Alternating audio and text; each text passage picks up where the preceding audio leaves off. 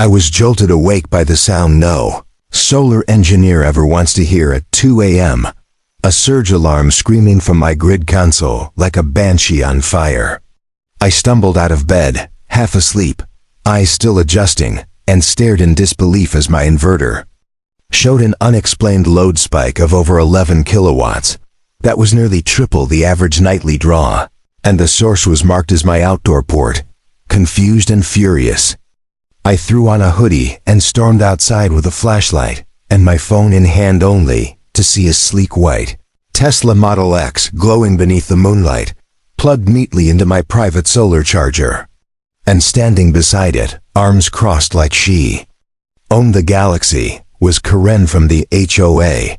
She looked me dead in the eye and said, with zero shame, "Your charger wasn't being used overnight. I figured I'd save a few bucks." I blinked, wondering if I was dreaming. I wasn't, that moment. Rewired my understanding of just how entitled someone could be. C. I built that solar grid myself.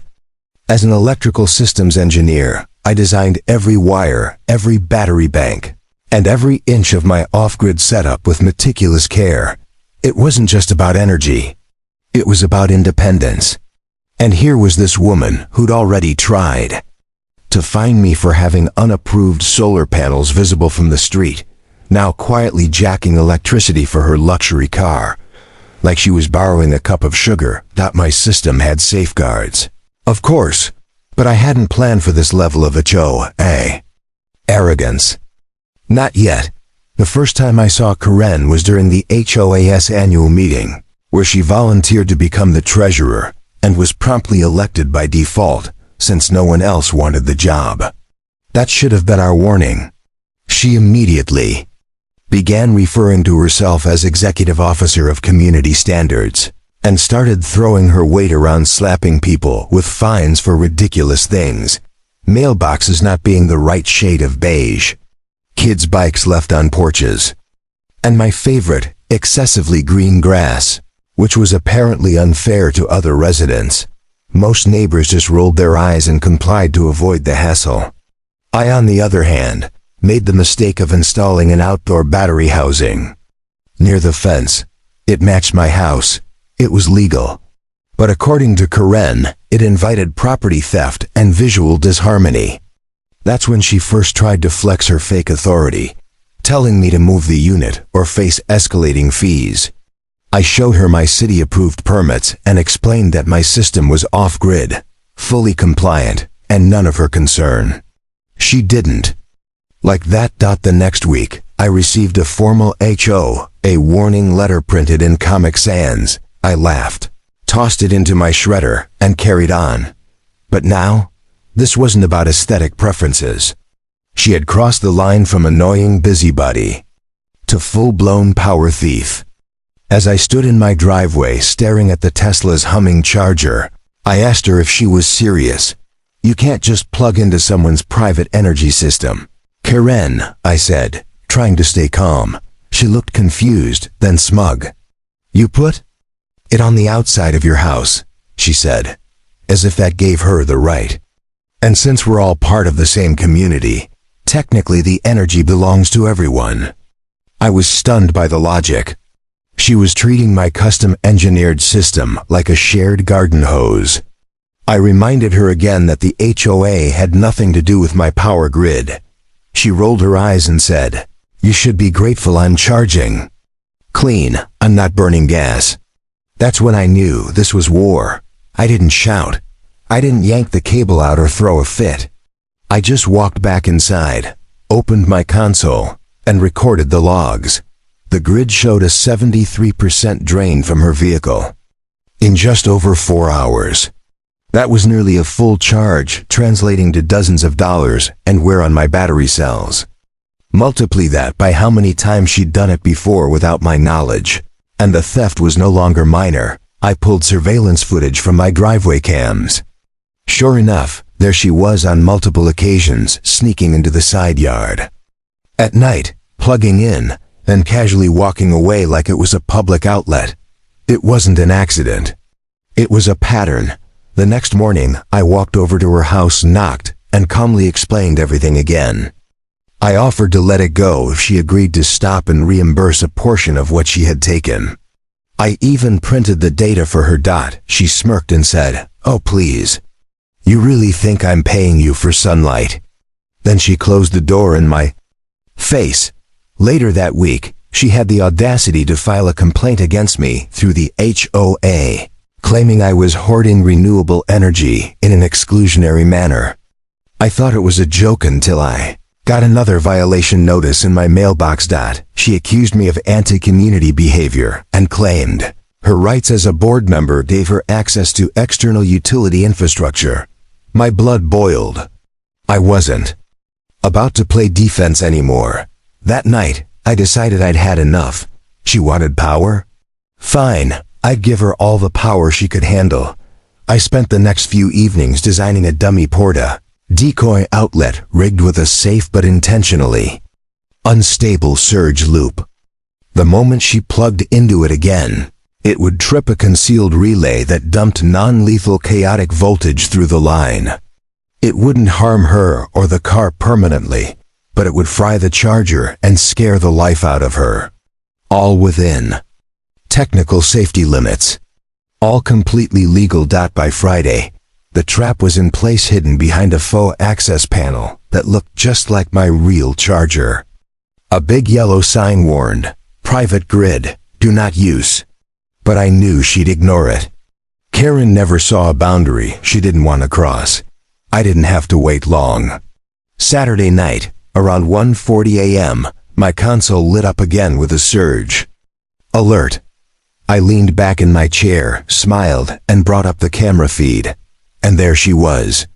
Karen, in pajama pants and a hoodie, humming to herself while plugging her cable into my decoy port.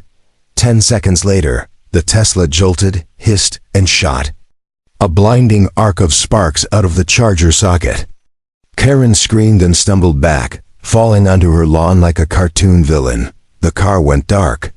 The camera captured every second, and in that moment, with the night glowing like the 4th of July, and Karen yelling, "It's broken," into the darkness, I realized I had just declared electrical war on the most entitled person in the neighborhood. And I was just getting started. The next morning, I expected retaliation. What I didn't expect was a mob. I was halfway through my coffee when I heard a knock on the door, not a gentle one either. It was a rapid, angry thumping, the kind that announces someone not looking for a conversation but a confrontation. I opened it to find Karen, arms folded, flanked by 2 HOA board members I barely recognized. Her Tesla sat in the driveway behind her like a wounded animal, the charger still dangling from its port, blackened and limp. Karen's expression looked like she'd bitten into a lemon soaked in vinegar. "You tampered with my car," she snapped, without so much as a good morning. One of the board members, a guy named Leonard who always wore sandals with socks, stepped forward nervously. "We just want to talk about what happened last night." I told them to wait and stepped inside. When I returned, I had a folder in hand. Inside were printouts of every recorded instance Karen had used my power port without permission, complete with timestamps and video stills. I handed it to Leonard, who blinked at the growing pile of paper like I just handed him a lawsuit, which wasn't too far from reality. Karen snatched one of the papers and held it up. "This doesn't prove anything. It was outside. No lock, no sign until recently." I gestured toward the video camera mounted over the driveway. "There's audio too. In case you forgot, last night you said," and I quote, "I figured I'd save a few bucks." Leonard's face fell slightly. The second board member, Diane, looked downright uncomfortable. Karen's confidence cracked, but she wasn't the type to retreat. She doubled down.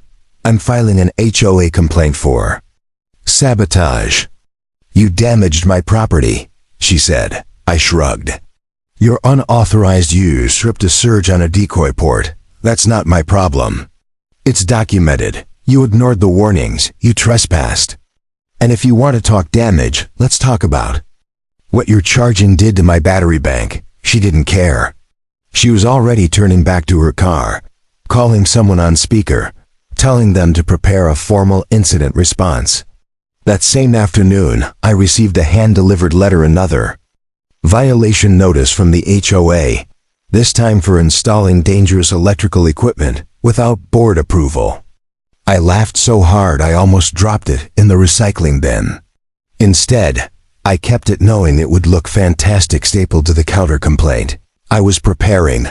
I dealt with technical disputes my whole career, but I never imagined I'd be documenting an energy theft case for neighborhood drama. Still, I knew how to play the long game. I reached out to my lawyer, a former litigator who now handled property law and tech infrastructure disputes. After reviewing my footage, logs, and the HOS absurd violation letters, he agreed we had a case for trespassing, utility theft, and defamation. But before we went that route, he advised one more thing. Put Karen in a legal corner first. Let her show her cards. The HOA's weakness is their paper trail, he said. They don't want lawsuits. They want compliance. And they mess up when someone fights back with evidence. So I got organized. I printed everything, every voltage spike, every video frame, every recorded word.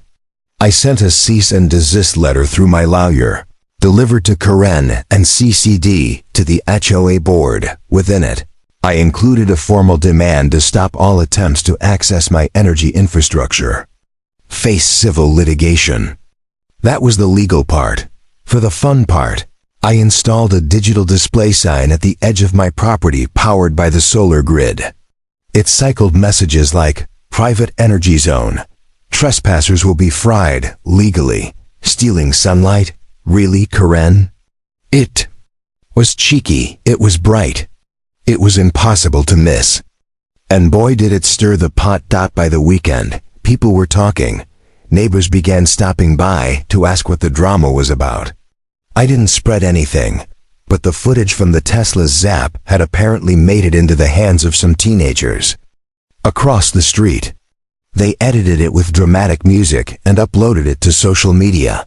The video, titled "Tesla Karen Gets What She Deserves," exploded. Within days, it had over 2 million views. Suddenly, Karen wasn't just a local HOA nuisance. She was internet famous in the worst way possible. The clip showed her plugging in confidently, then jumping back screaming as sparks lit up her luxury car like a Christmas tree. My sign in. The background made it even better. The caption read, "That's what you get for stealing volts, Karen." The attention didn't help her case. While she marched around the neighborhood trying to restore her shattered pride, the rest of the HOA board began receiving angry emails from residents who were tired of her antics. A few even thanked me for standing up to her. One guy, Fred from down the street, brought me a 6-pack of beer and said, "You're the hero we didn't know we needed." I wasn't interested in heroism. I was interested in accountability. So when the HOA called an emergency meeting to discuss the energy situation, I showed up ready. The meeting was held in the community center. Karen sat at the front like a queen on trial, face tense, eyes darting around the room. I sat near the back with my folder. Leonard opened by reading the complaints, filed mine included, and then invited Karen to explain herself. She began with the usual. I believe the charger was community accessible due to its external location. There were no initial warnings posted. I only used it during off-peak hours. Then she got defensive. He deliberately tampered with the system to cause damage. He humiliated me in front of everyone. This is harassment. I stood, asked to be heard, and was granted the floor. I calmly laid out the facts, dates, footage, logs. I explained the concept of a closed solar grid, the risks of overdraw, the costs involved. I handed out packets to every board member, each one labeled and indexed. I ended by pointing out the sign that had been installed before the final incident, and reminded them of the cease and desist letter now on record. The room was silent. Karen tried to interrupt, but Leonard shut her down. "Karen, you were told not to use that port. You ignored it. This wasn't a mistake. It was repeated, authorized access. The vote that followed was swift. The board suspended Karen from her treasurer role, pending further review. The violation against me was retracted. An apology was recommended, though no one expected her to deliver one. As I left the meeting, I passed Karen in the parking lot. She glared at me, arms tight across her chest.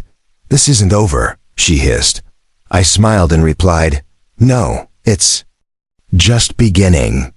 Because what she didn't know was that I had one more trick up my sleeve. Her Tesla might have sparked, but the real fireworks hadn't even started yet.